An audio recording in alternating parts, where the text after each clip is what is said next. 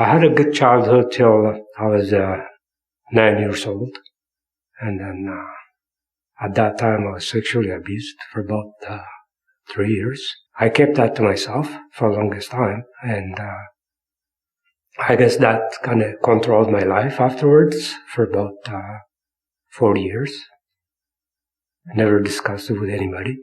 That kind of started the problem with the alcohol and the hate that I had for people, for myself.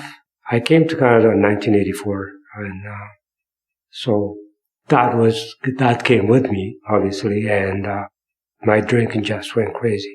If I'm not at work, I was drinking. I went from alcohol into smoking marijuana and then doing cocaine, and then finally became like I was smoking crack. I went to jail a few times for certain drugs and stuff. So this went on for a long time. I have a daughter, and my daughter was born in 1990, but I was never there for her, and she's my only child. And so because of what I was doing, I was never home, and then she just kind of gave up on me. And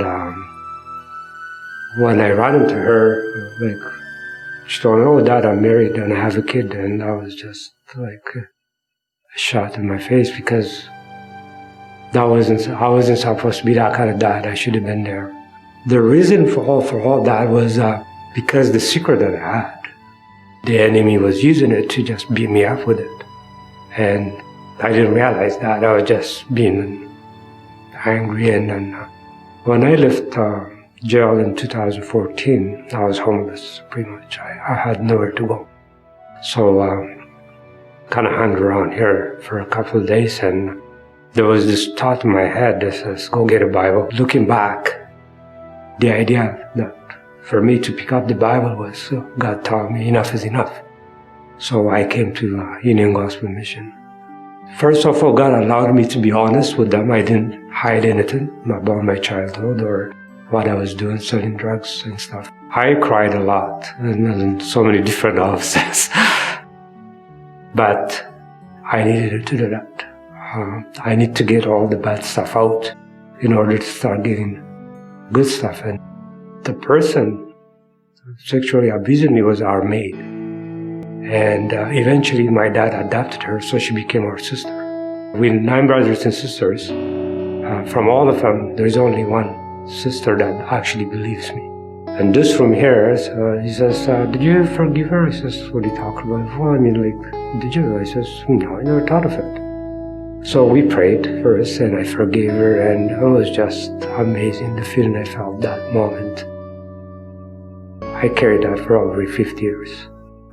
One of the guys here, he wanted to go to the store, and I said, sure, I'll go with you.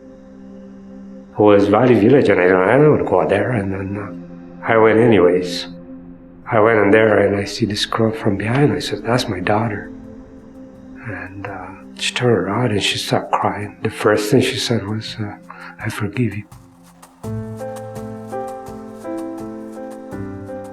So he gave me everything back, my daughter. I have 4 grandkids. I don't deserve what I have. You know, like, I used to curse to God, and like, I had issue with God, like, and, but God was waiting for me the whole time. My favorite verse in the Bible is Jeremiah 29. It says, said that He has a plan for me, and that's all I need to know. I'm grateful for what I have. God has been awesome.